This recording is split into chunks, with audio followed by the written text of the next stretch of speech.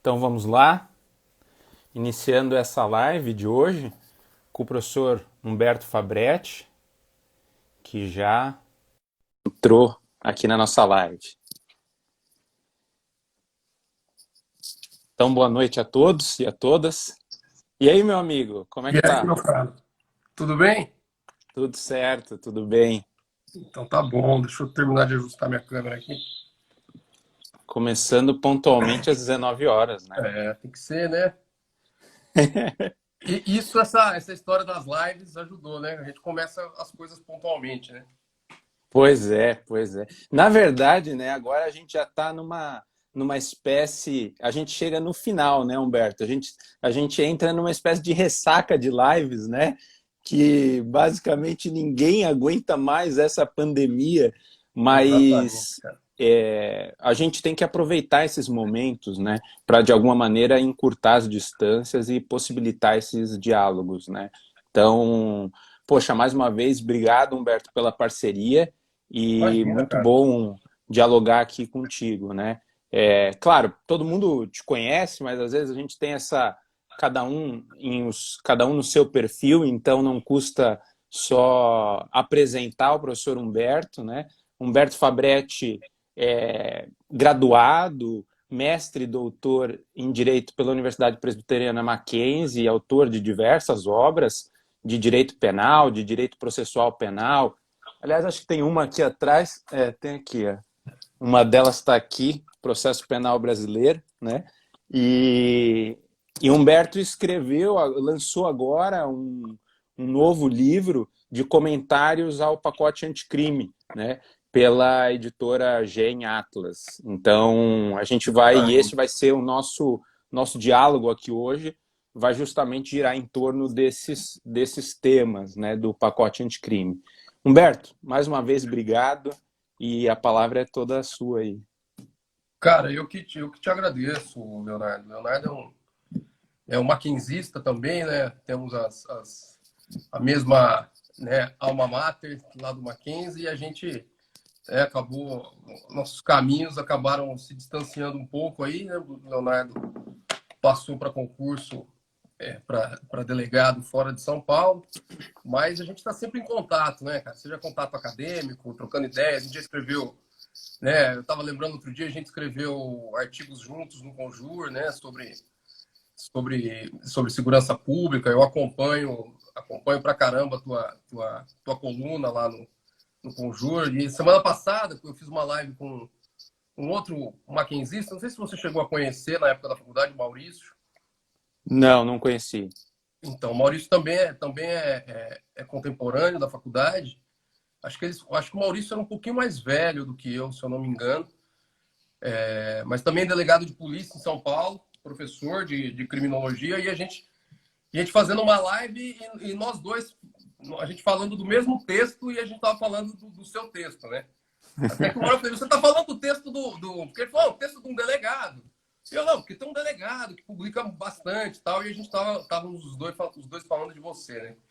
Que a forma como você tem apresentado, né, dogmaticamente o papel da investigação é algo muito importante, né?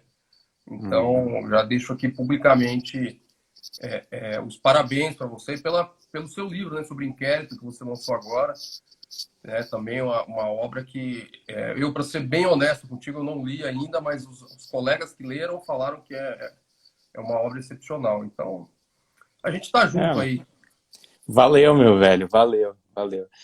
Cara, como que. Claro, falar sobre o pacote anticrime, falar sobre a Lei 13.964 de 2019, assim, globalmente, é muito complicado, né? Porque o Alexandre, o Alexandre Moraes da Rosa costuma dizer que é uma lei, assim, bipolar, porque ela tem inúmeros avanços, né? Em termos de uma justiça criminal mais democrática, mas tem e daí eu vejo particularmente no aspecto penal, embora no processo penal tenha alguns pontos também nesse sentido, mas no penal nós tivemos mais retrocessos, né? Né? Para tentar fazer um recorte aqui, para a gente poder dialogar nessa noite, o que você vê como o principal avanço democrático no processo penal com a Lei 13.964 de 2019? Como é que você enxerga? Então, Leonardo, antes de eu responder essa tua pergunta, cara, eu queria só fazer uma pequena digressãozinha, cara. Eu acompanhei, e acompanhei bem de perto, por uma série de circunstâncias, a elaboração dessa lei. Então, só para a gente resgatar um pouquinho o histórico dela, tinha um projeto já, né, feito por aquela comissão de juristas, presidida pelo ministro Alexandre de Moraes, que já tinha elaborado um projeto. Então, esse era um primeiro projeto que já estava correndo na Câmara. Aí, com a eleição do Bolsonaro, o Moro faz um projeto que ele chama, né, de pacote anticrime e coloca esse projeto também na Câmara. O Rodrigo Maia, presidente, muito preocupado, muito cuidadoso, porque percebe que os dois projetos, às vezes, eles se sobrepunham e muitas vezes eles se confrontavam, monta um grupo de trabalho e, basicamente, dá para esse grupo de trabalho a seguinte missão. Falou, gente, resolve esse pepino, porque não dá para ter dois projetos de lei tratando dos mesmos assuntos aqui, né? E esse grupo, cara, era um grupo muito eclético, mas muito eclético mesmo. Era formado por 14 deputados e deputadas federais. Para você ter uma ideia de como o grupo era eclético, no mesmo grupo tinha a Carla Zambelli e o Marcelo Freixo. Então, era assim, tudo que você possa imaginar. E esse grupo discutiu muito, e eu acompanhei essas discussões. Alguma vez eu fui até Brasília, convidado por alguns deputados para fazer explanações lá. Então, um dia que eu fui, estava o Maurício Dieter, outro dia foi o Geraldo Prado, outro dia foi, se eu não me engano, o Auri também foi. Então, foram mais de 50 pessoas serem ouvidas lá. E a hora que esse projeto, o relatório é feito por um deputado, que era o relator, que é o Capitão Augusto, que é um sujeito conservador, né, da linha do Sérgio Moro, do Bolsonaro. A hora que ele apresenta dentro da comissão, dentro do grupo, a hora que ele apresenta o relatório, que basicamente avalizava o projeto do Moro, o relatório dele é derrubado dentro da própria comissão. E aí uma outra deputada, que é a deputada Margarete, ela faz um relatório complementar. E, cara, é na hora desse relatório complementar que as coisas boas acontecem. Porque é nesse momento que eles colocam juiz de garantias, que eles colocam cadeia de custódia. Então, explicando, né, aquilo que o Alexandre falou, a lei parece uma loucura. Ela parece uma loucura, mas veio do processo legislativo. Então, a hora que os deputados conseguem abrir uma brecha, esses deputados mais progressistas, cara, aí começa a entrar uma pancada de coisa. E quando isso vai para a votação, é um momento em que o Moro já está muito desmoralizado, o Bolsonaro já está cheio de problema. Então, a Câmara dos Deputados aprova na íntegra esse projeto. Só que, pelo curto espaço de tempo, também não deu tempo de mexer em tudo.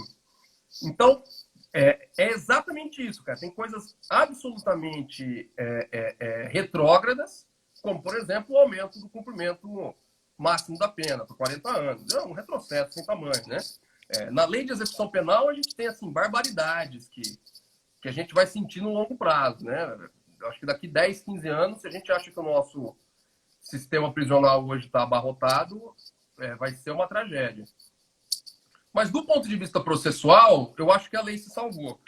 Então, eu, particularmente, eu acho que o maior avanço de todos foi não permitir a instituição do plea bargain. Porque o projeto do Moro tinha um plea bargain ao molde americano. O promotor podia fazer o acordo que ele quisesse, da maneira que ele quisesse, em qualquer crime, com violência, sem violência, não tinha limite. Então, eu acho que esse foi o maior avanço, não permitir que esse plea bargain entrasse no nosso sistema. Agora, o que de fato entrou no sistema, que eu acho que é o maior dos avanços, é o juiz de garantias, né? Que encontra-se suspenso por decisão do STF, mas eu acho que o juiz de garantias vem coroar no processo penal brasileiro. Acho que já a pretensão é de um sistema acusatório puro, que era, né, na minha opinião, acho que na sua também, é a concepção constitucional de um processo penal democrático. Na minha opinião, é essa. Não sei se você concorda, não sei o que você acha disso. Interessante. Na verdade, esse resgate que você fez do processo legislativo, ele é muito importante, porque de fato foi isso que aconteceu. Foi uma briga de forças muito grande, né? E que o Congresso teve um papel essencial, né? Essencial, cara. Nessa redução de danos, né? Houve crítica de muitas pessoas de um campo progressista dizendo que determinados deputados não poderiam aceitar um projeto daquele, né? Mas, no fundo, o que foi construído foi o menos pior do que se tinha Ué, cara. e com muitos avanços. A gente não pode deixar de reconhecer isso, né? Ao mesmo tempo em que foram mitigadas algumas questões, assim, você não conseguiu chegar num modelo ideal, né? Um modelo democrático, principalmente, eu acho, na parte penal e na parte da execução penal. Mas no processo você avançou bastante. E eu vi uma entrevista esses dias, acho que foi uma live, da deputada Margarete, e ela comentando esse processo legislativo.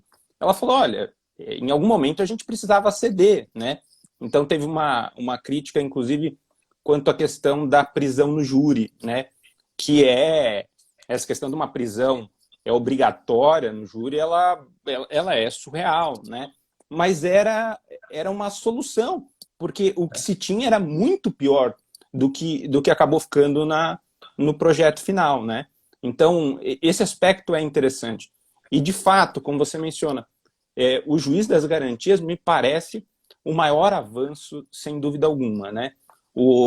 Esses dias eu fazia, há pouco tempo atrás, fazia uma live com o Badaró, e o Badaró dizia a mesma coisa. Olha, se tem uma coisa que a gente tem que brigar hoje, né? Nós podemos ter várias divergências no campo penal, no campo processual penal, a gente pode discordar de algumas coisas, ter linhas teóricas diferentes, mas a gente precisa criar um consenso mínimo, pelo menos quem está preocupado com o aspecto democrático na justiça criminal, que é defender o juiz de garantias.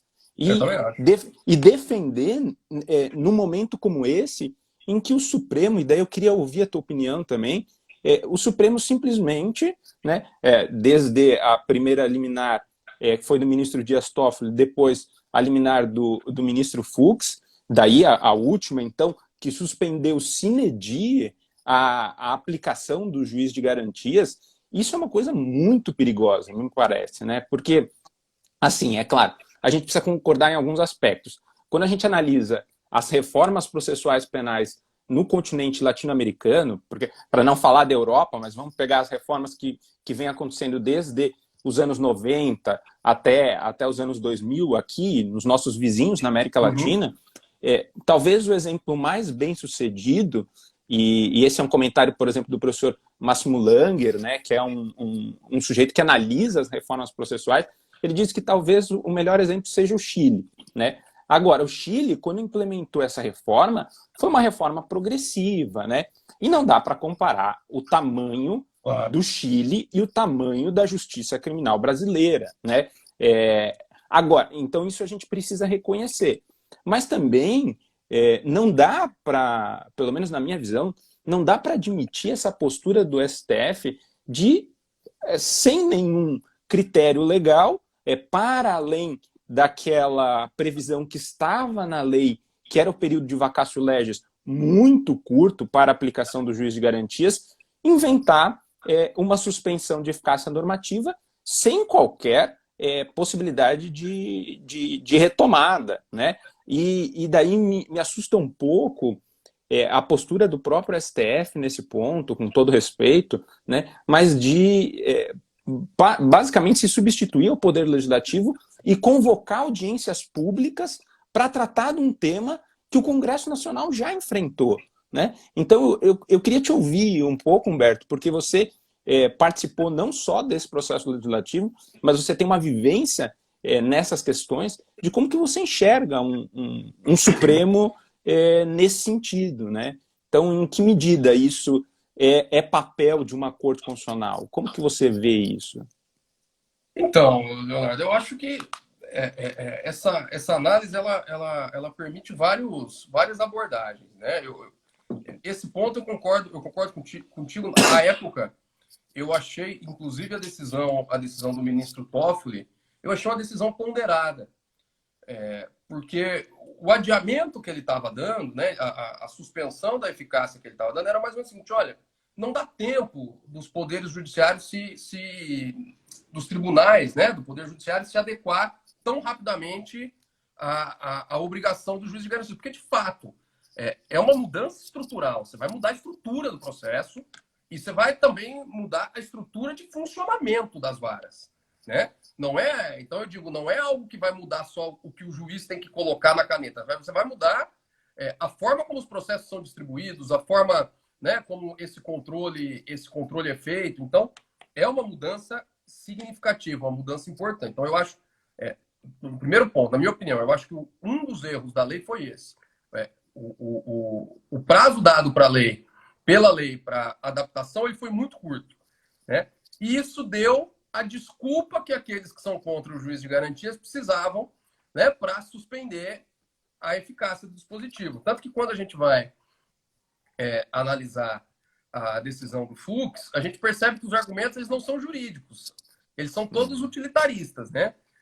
Então, são assim, o judiciário não está preparado, as comarcas são muito longínquas e o processo não vai conseguir chegar de um lado ao outro. Aí o ministro Fux vem com uma argumentação, né, que ela é interessante porque ela só serve para alguns pontos, principalmente quando aumentam as garantias, que é o seguinte, não teve previsão de dotação orçamentária, né? Qual vai ser o impacto disso no orçamento? Bom, tá bom. E em relação à lei de execução penal, né, que vai manter as pessoas presas mais tempo? Teve um estudo do impacto orçamentário e não foi declarada, né, a possibilidade de considerar esse artigo inconstitucional. Então, o que eu acho, ao final das contas, é que o juiz das garantias ele é algo tão necessário, tão adequado para um processo penal democrático, que não se conseguiu atacá-lo no mérito. Né? Então, como não se consegue atacar no mérito, foi utilizado são argumentos jurídicos? São argumentos jurídicos. Mas eles são argumentos periféricos diante da questão. Né? No final das contas, é isso que nós precisamos discutir. Se dentro de um processo acusatório, essa é a discussão de fundo. Né? O juiz que cuida da investigação, ele pode ser o juiz que julga. Né? Se ele não fica contaminado pelas provas, se ele não tem uma predisposição, né, psicológica para isso. Né? Todo mundo, né, os processualistas todos sabem todos os argumentos que existem para isso. Então, esse argumento não se ataca. E por esse lado, eu acho que a gente fica também numa posição bastante confortável. Né? E a gente pode dizer, olha, todo mundo concorda que o juiz de garantias é bom. Né? Agora, nós precisamos ver como que vai ser implementado. E aí, eu acho que esse é o problema, né? Chegando ao âmago da questão, dessas discussões com o Supremo, porque aí a gente deixa uma discussão jurídica e vira uma discussão política. Né? Agora, as instituições, a OAB, a Defensoria, agora precisa pressionar o Supremo para o Fux voltar atrás na liminar. Né? E aí vira aquele problema seríssimo que nós estamos tendo no Brasil hoje, aquele livro, né, do Felipe Rocon, dos 11, né, do Supremo, deixa isso muito claro, que é isso, um ministro do Supremo, que, claro, merece todo o respeito, toda admiração da sua autoridade, mas um ministro do Supremo liminarmente suspende uma lei que foi votada por 512 deputados e 91 senadores, né? Então, e ela deixa de ter eficácia. Eu acho que esse é um ponto que precisaria ser mais discutido, né? Me parece um pouco de abuso, porque se tem que haver uma discussão pública sobre isso, ela tem que ser feita dentro do Congresso e não agora em audiências públicas do Supremo. E o Congresso fez, né? Eu acho que essa é a questão. O Congresso fez essas audiências. Esse assunto foi absolutamente discutido com a sociedade civil. O dia que eu estava lá, por exemplo, para a discussão, tinha um delegado de polícia, tinha um juiz federal, né? Os outros dias a mesma coisa. Então, assim, todo mundo que estava envolto na questão discutiu. Então, me parece que aí existem mais questões político-ideológicas por trás do que questões jurídicas, né?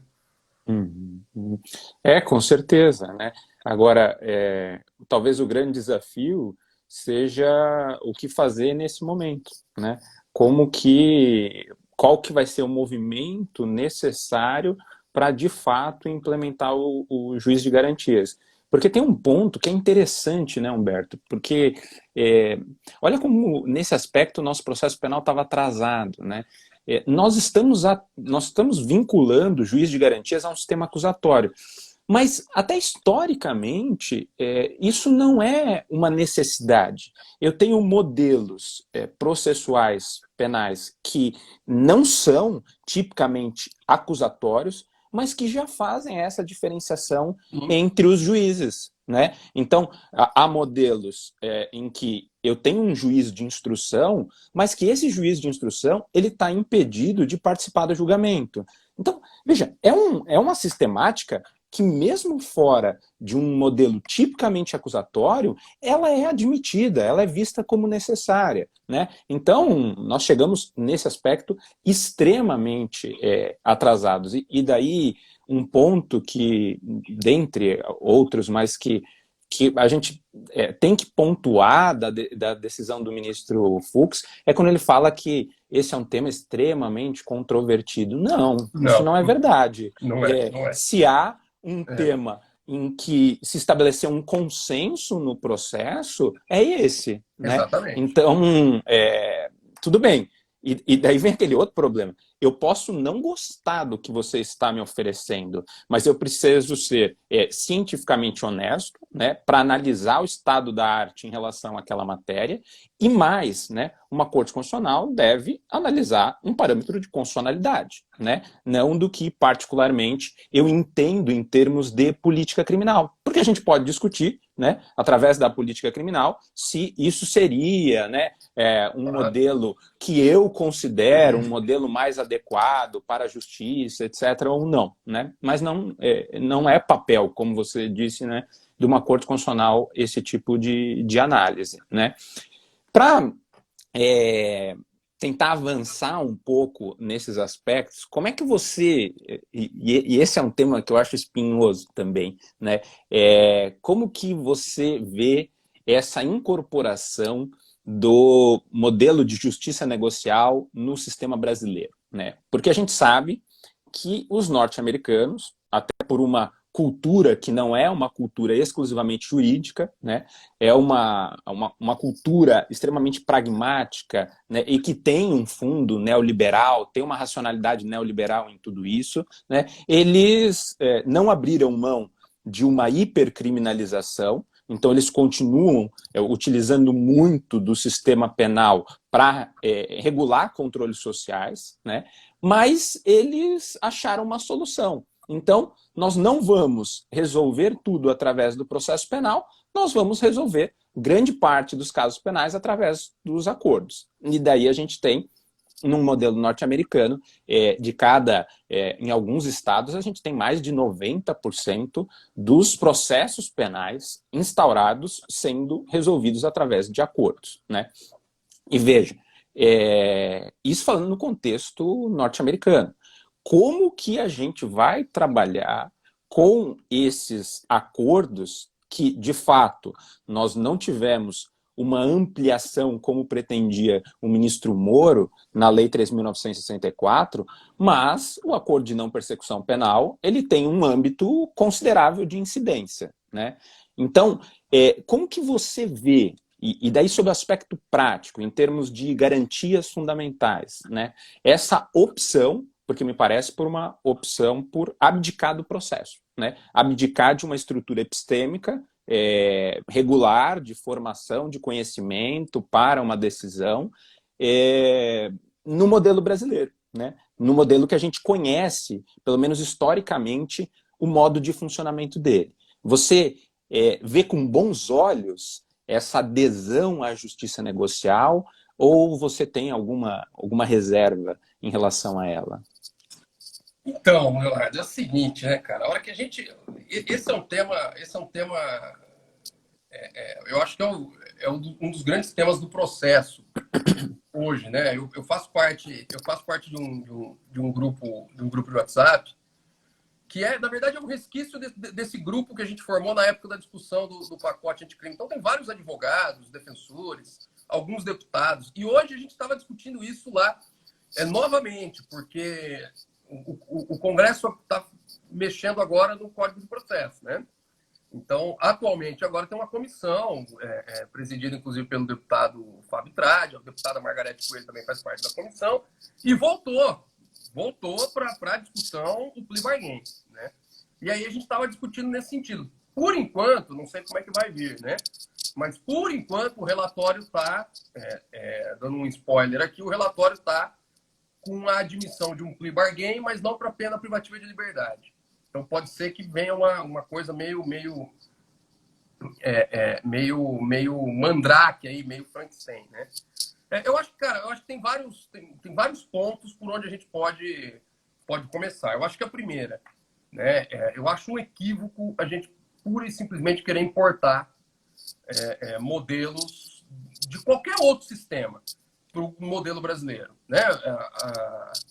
A questão da formação do poder judiciário, da formação da cultura jurídica, ela me parece que é algo que não se permita você simplesmente importar um sistema, ainda mais nesse caso, né, que é sob o falso argumento de que lá funciona, né? Então, eu ouvi várias vezes a pessoa, mas nos Estados Unidos funciona. Bom, precisamos ver o que significa funcionar, né? Porque isso que você falou é uma verdade. A gente tem são vários, né? O sistema americano é até difícil de estudar por virtude disso, né? São vários modelos, vários sistemas, mas uma das pesquisas que eu estudei quando a gente estava discutindo esse tema mostrava que na Justiça Federal dos Estados Unidos, que é mais fácil ver pela federal, né? Do que os 50 estados diferentes, 97% dos casos em crimes graves eram resolvidos pelo plea bargain, né? Aí você fala, bom, então funciona. Não funciona porque você sequer discute, né, a culpabilidade do sujeito. E aí tem outras questões que são importantes da gente analisar em relação ao sistema norte-americano, por exemplo, que é o seguinte: no sistema norte-americano não existe o princípio da obrigatoriedade da ação penal, ou seja, o Ministério Público não é obrigado a processar todo mundo, né? O orçamento do gabinete do procurador, ele é um orçamento limitado. Então, isso significa que ele vai ter que escolher alguns processos e ele vai ter que abrir mão de outros processos, né? Lá você tem, de fato, não como aqui no Brasil, que isso ainda está absolutamente engatinhando, você tem, de fato, uma possibilidade de investigação defensiva para que você possa opor as provas à prova do Ministério Público, né? Então, o que eu estou querendo dizer é que você chega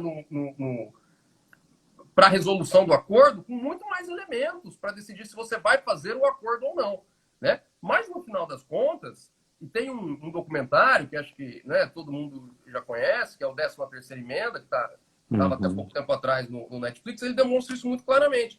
Esse acordo de não persecução nos moldes americanos, ele, na verdade, é uma ameaça, né? Ele é uma extorsão em relação ao sujeito, não é um acordo, né? Então, quando eu falo sobre esse assunto, a primeira coisa que eu gosto de falar é que, olha, é uma falácia a gente falar que se trata de uma negociação, né? Negociação, nós temos duas partes em igualdade de posições, né? Podendo chegar a um denominador comum onde um abre parte de uma coisa para se chegar num objetivo comum. O acordo de não persecução não é isso. O Ministério Público tem o que a perder? Nada, né? Eu brinco com os meus colegas promotores, eu falo, você fazendo o acordo ou não, você vai embora para sua casa do mesmo jeito, você dorme na sua cama do mesmo jeito. O acusado não, é decidir se ele vai responder a um processo ou não. Então, para começar, eu já acho que não é um acordo, é de fato uma ameaça. Agora, do ponto de vista teórico, me parece que isso foge daquilo que a gente foi construindo como devido processo legal, né? Me parece que é um pouco inegável a gente dizer que é uma pena sem processo, né? É uma pena sem processo. E aí a gente vai ter que discutir qual é a função do processo, né? Do ponto de vista teórico, sabe que cabe um caminhão de discussões aí. Mas, por outro lado, Leonardo, eu também... você é delegado de polícia, sou advogado, a gente sabe o quão isso na prática às vezes é bom, inclusive para o acusado, né? Uhum. Para o acusado fazer uma negociação e eventualmente resolver um processo que demoraria alguns anos em algumas horas, em, né, um mês, 2 meses, é algo bom para ele também, né? Então, muitas das vezes é difícil conseguir convencer o acusado de que aquilo não é bom para ele, que o bom para ele é o processo, sendo que é um processo que o resultado desse processo a gente não tem a menor ideia, né, de qual vai ser. Então, eu acho que hoje em dia, você me perguntou no aspecto prático, eu acho que é inegável que a gente vai ter que aprender a trabalhar com a ideia de justiça penal negociada, ainda mais porque nós estamos num sistema de massificação dos processos criminais. Né? É humanamente impossível a gente lidar da maneira tradicional, né, com um processo formal, com um processo de partes, com contraditório, com ampla defesa, com instrução, com dilação probatória, com esse tanto de processo que a gente está enfrentando hoje em dia. Agora, a minha grande crítica, e eu sempre falo isso, é que a gente sempre tenta resolver o problema, quando eu falo a gente, né, estou falando do Estado brasileiro, a gente sempre tenta resolver o problema flexibilizando a garantia. Né? Então, existiriam várias outras formas de a gente diminuir o número de processos, de a gente acelerar os julgamentos, etc. Mas a gente opta pela flexibilização do processo. Né? Dando um exemplo, só para não ficar no campo absolutamente abstrato, mas eu acho que uma das melhores, das formas mais rápidas e efetivas que a gente teria para resolver isso era a descriminalização de uma série de comportamentos que não precisariam mais ser crime. Algo que o pacote anticrime fez de maneira muito, mas muito tímida, era transformar uma série de crimes em crimes de ação penal pública condicionada, né, a representação. Isso já diminuiria absurdamente. E uma outra discussão, que é um ponto bem complexo da discussão, mas que inegavelmente passa por aí, era a gente começar a trabalhar com a hipótese de descriminalização das drogas, porque a imensa maioria dos processos hoje, né, criminais, trata disso.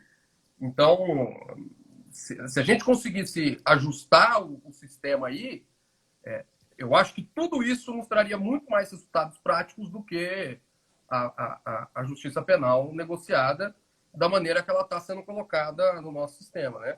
Que ela entra por meio da transação, né? Depois ela vem lá na lei de organização criminosa com a colaboração premiada, vem agora com o acordo de não persecução, e eu acho que é um movimento irrefreável, mas a gente tem que pensar como estabelecer os parâmetros para isso, né?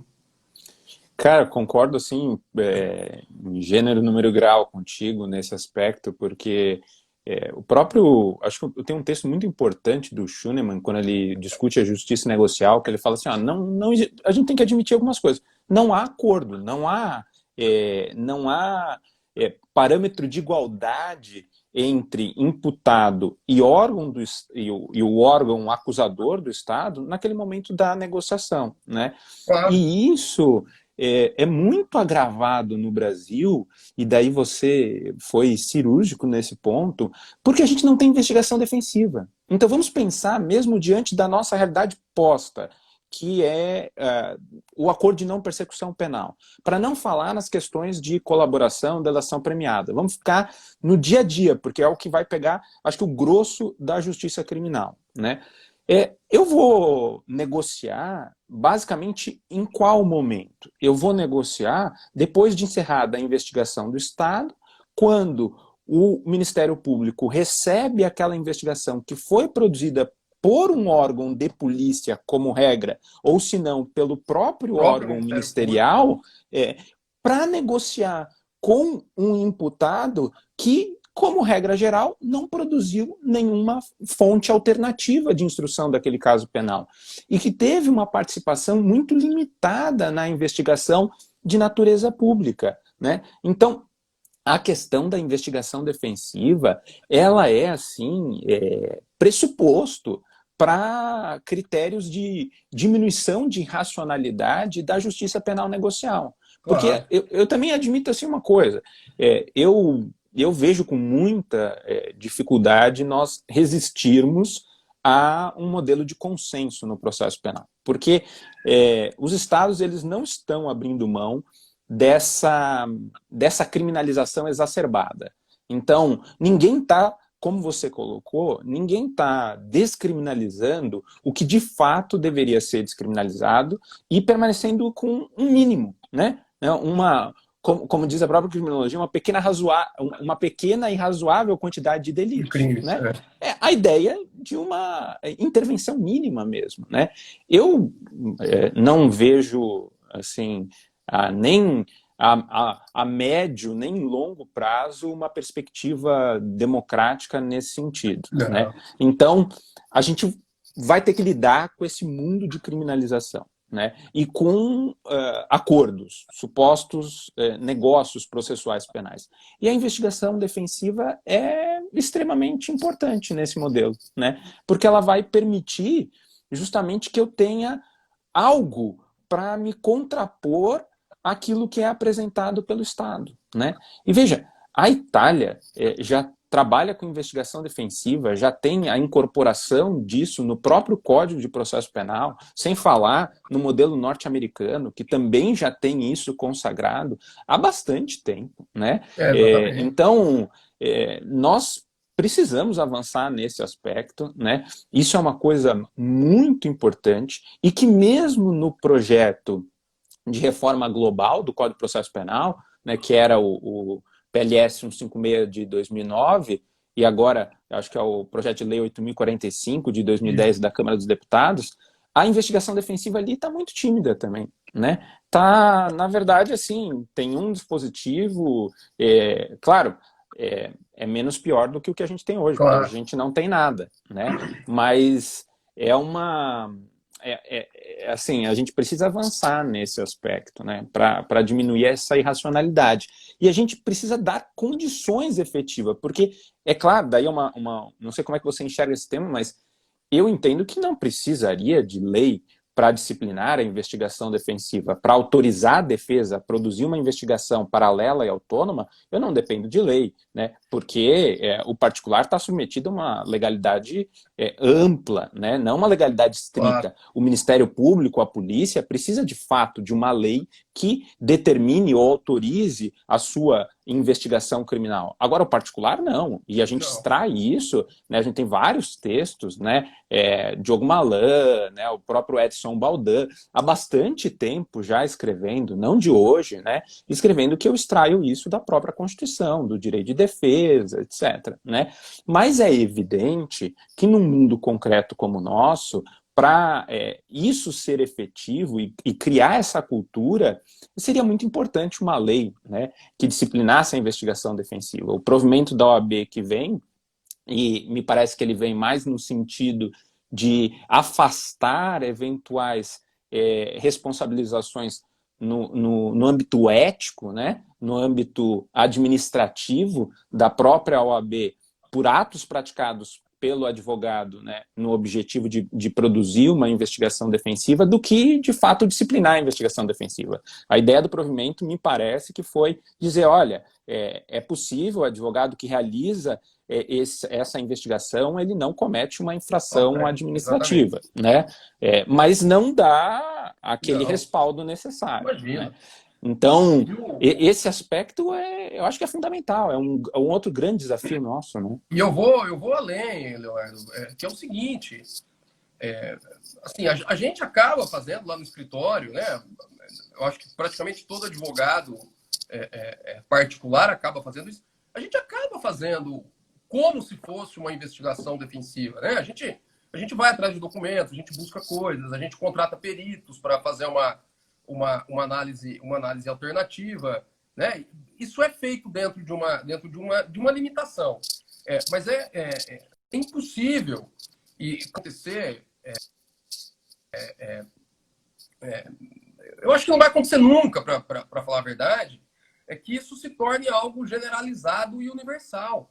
Né? Se a gente pensar que no Brasil, na maioria dos estados, a defensoria sequer consegue atuar na fase de investigação, como é que eu vou permitir que o réu pobre, que é a imensa maioria dos nossos réus, faça uma investigação defensiva? Isso é caríssimo.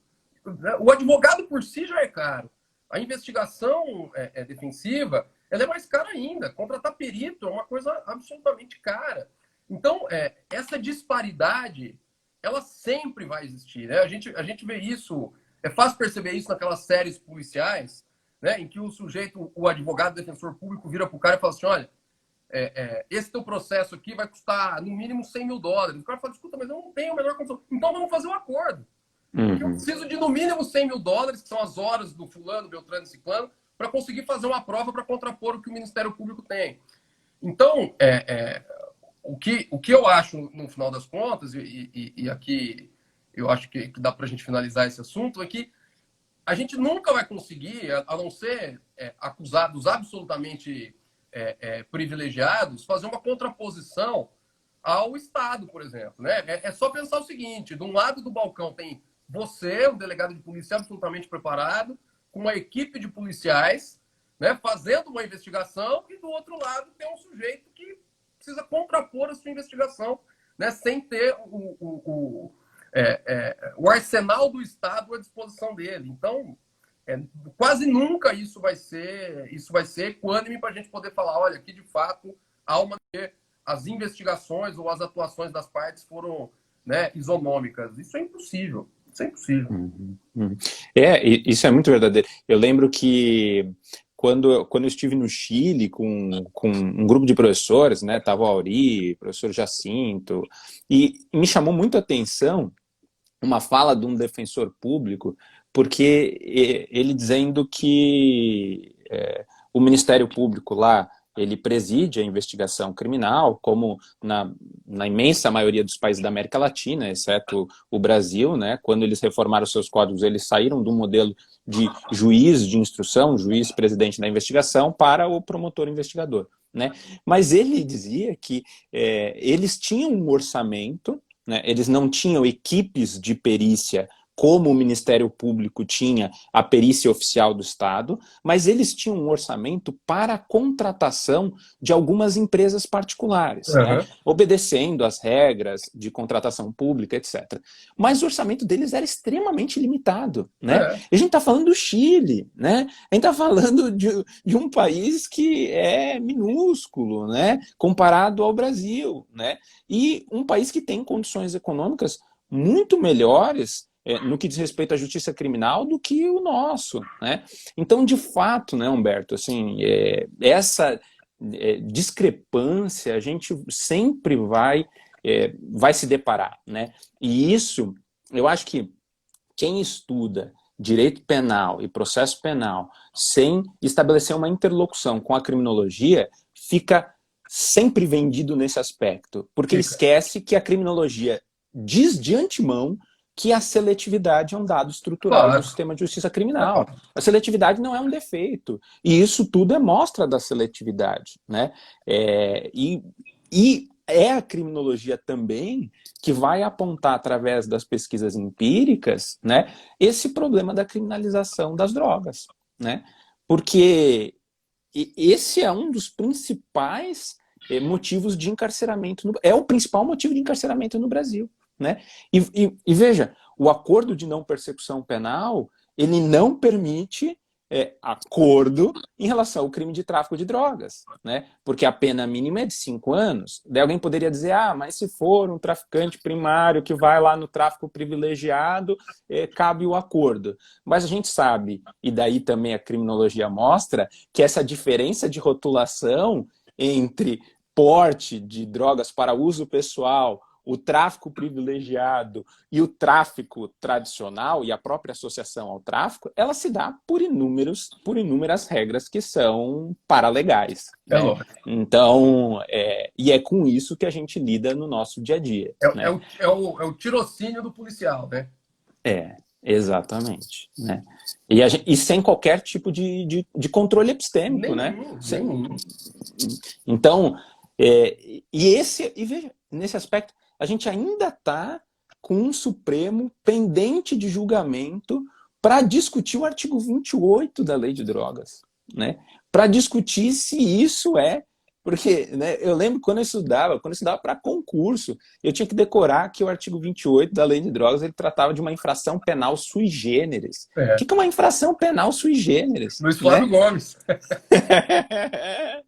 Então, veja, e a gente está chegando ao final, né? Mas eu acho que você tocou no ponto que é central, né? Você enxerga concretamente algum caminho de enfrentamento a essa política irracional de drogas, né? Porque eu acho assim, e daí o Maurício Dieter, nesse aspecto, ele tem razão. Não basta a gente desconstruir, a gente tem que apontar uma alternativa, né? Existem alternativas possíveis. Agora, Existem, você acha que a claro. gente consegue implementar, né? A gente consegue vender isso politicamente, em termos de política criminal? Olha, Leonardo, eu acho que tudo é possível, né? Eu tava vendo um vídeo ontem, cara, que eu gosto muito da Rita Von Hunt, né? Você já deve ter assistido algumas coisas. Ontem eu estava falando um vídeo sobre, né, sobre esperança, né? Que se a gente não tiver a esperança de que as coisas vão mudar, de que as coisas podem ser diferentes, né, a gente cai a gente cai na agonia, a gente cai no imobilismo total, né? Então eu tenho a esperança de que em algum momento isso aconteça. É claro que, dada a conjuntura, ela é uma esperança mais utópica do que talvez real, concreta para o momento.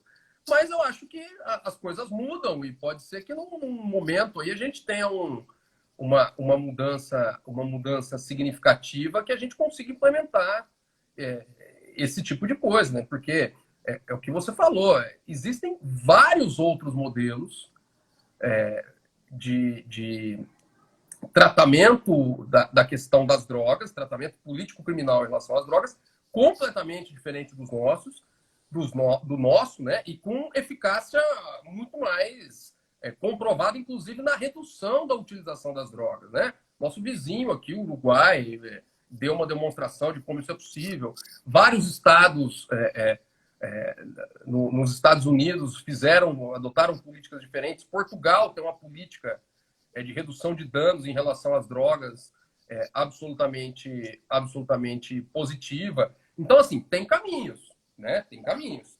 Mas no nosso país, na nossa realidade hoje, me parece de difícil execução. A gente, acho que o nosso papel, meu, seu, né, o do Maurício, que é um cara, né, que eu admiro demais pela forma como ele coloca essas coisas, eu acho que o nosso papel é continuar batendo, né? Continuar batendo na tecla, dando um ponta de faca, falando, olha, tem outro caminho possível, tem outro caminho possível. E algo que esse ponto que você falou, que a partir do momento que a gente começa a estudar um pouco de criminologia crítica, né, eu praticamente em todas as discussões jurídicas que eu entro, eu não deixo de falar isso. A gente tem que estar com o pé fincado na realidade. Né? Não adianta a gente vir teorizar sobre... Claro, pelo amor de Deus, eu sou um acadêmico, não estou falando que a teoria não é importante. Mas não adianta a gente teorizar no mundo ideal e não conseguir entender o que está acontecendo aqui. Então, essa discussão. Maravilha, vamos fazer investigação defensiva. Tá bom, mas quem vai conseguir fazer isso? Né? Como é que isso vai funcionar no nosso sistema processual? A consequência, a criminologia crítica mostra isso muito claramente, ela é que o sistema penal, processual penal, ele continua funcionando sempre da mesma forma. Né? Que, na verdade, ele é feito para funcionar assim. Não é que isso não é um efeito adverso, isso é o efeito para o qual ele funciona. É a questão, né, de quando se alterou o artigo 28.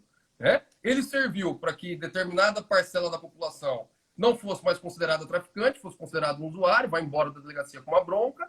Né? Agora, aquela outra parcela, que são os clientes, né, tradicionais do direito penal, o artigo 28 ficou muito pouco para ele. Então, a gente transforma aquilo em tráfico e isso aumentou exponencialmente a população carcerária e todos esses problemas, né, que você está cansado de saber, eu estou cansado de saber. Então, eu acho que a criminologia crítica, ela nos dá ela nos tira esse véu da hipocrisia que acho que no momento que a gente está, não dá mais para a gente ficar discutindo as coisas com, né, com essa hipocrisia. Então, me parece que a questão das drogas é óbvio que tem outras, né, outras formas da gente atuar sobre isso, mas no momento que a gente vive no Brasil, eu não consigo ver isso no futuro próximo, mas é possível. Acho que a gente tem que lutar para que a gente consiga isso, nem que seja num futuro mais longínquo, né? E por enquanto eu acho que a gente vai se utilizando dos instrumentos de redução de danos Claro. que existem, inclusive juridicamente em casos concretos. Eu me refiro, por exemplo, à aplicação do princípio da insignificância a tráfico de drogas. A gente tem um voto do ministro Gilmar Mendes nesse sentido, né? E é uma coisa que tem que pegar e aplicar, sabe? E claro, né, a gente vai também, através do processo penal, exigindo maior racionalidade para as prisões cautelares, para as próprias prisões em flagrantes, em todos os crimes, mas principalmente nesses que são objeto central da criminalização, né? Então, Humberto, assim, só para encerrar aqui, queria ver duas pessoas tinham... Algumas pessoas apareceram, fizeram comentários elogiosos, né? Não dá para a gente mencionar cada um dos amigos e das amigas que passaram por aqui, mas só para não deixar de privilegiar quem formulou aqui algumas questões, né, tem um colega que pergunta como é que ficam as ferramentas em relação ao exercício da defesa nessa investigação defensiva. Então, acesso a bancos de dados estatais que o particular não tem acesso, né?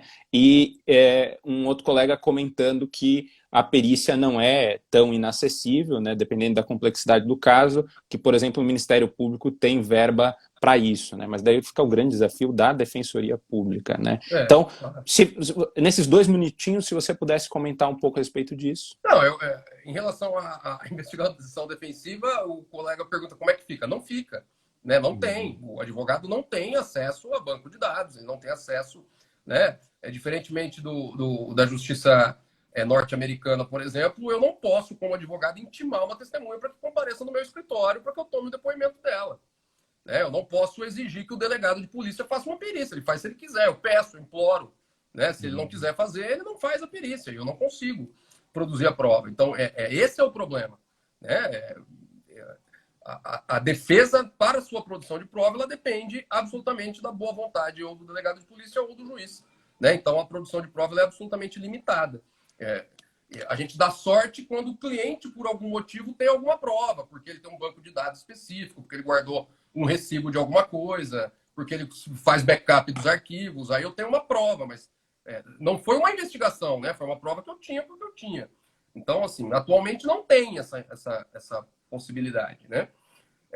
E em relação à perícia, é absolutamente inacessível para... Quando eu digo, né, eu falei que ela é inacessível, é para a maioria dos réus brasileiros, que são pessoas pobres e hipossuficientes que não conseguem pagar o advogado, vão pela Defensoria Pública. E aí a perícia, a perícia complementar da defesa, ela simplesmente não existe, né? Pode ser que não seja tão caro assim para aquele réu que tem condições, para aquele imputado, né, que tem condições de pagar um advogado e etc. Mas para a imensa maioria é algo absolutamente inacessível.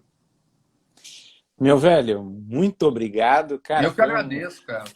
Foi uma espécie de nostalgia, né? Como se eu recordasse a época da graduação no Mackenzie e que tenho assim uma enorme, eu tenho um orgulho tremendo de ter feito a graduação lá. Sempre quando a gente é estudante, a gente critica muito a nossa própria escola, né? Claro, a gente tem a nossa visão, como sempre tem alguns aspectos que eles podem ser aprimorados e ao longo do tempo elas vão sendo discutidas, mas o acadêmico tem sempre aquela resistência.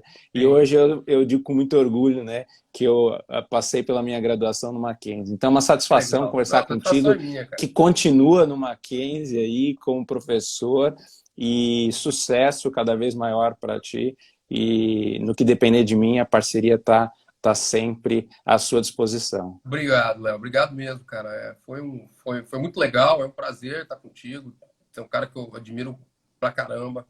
Baita professor, baita profissional, mas vamos vamos manter o contato aí nesses tempos de pandemia, cara. Vamos, na hora que terminar aqui, bater um papo aí, ver se a gente faz uma coisa mais constante. Não sei como é que estão os seus horários aí, mas eu acho que esses papos são muito legais, cara.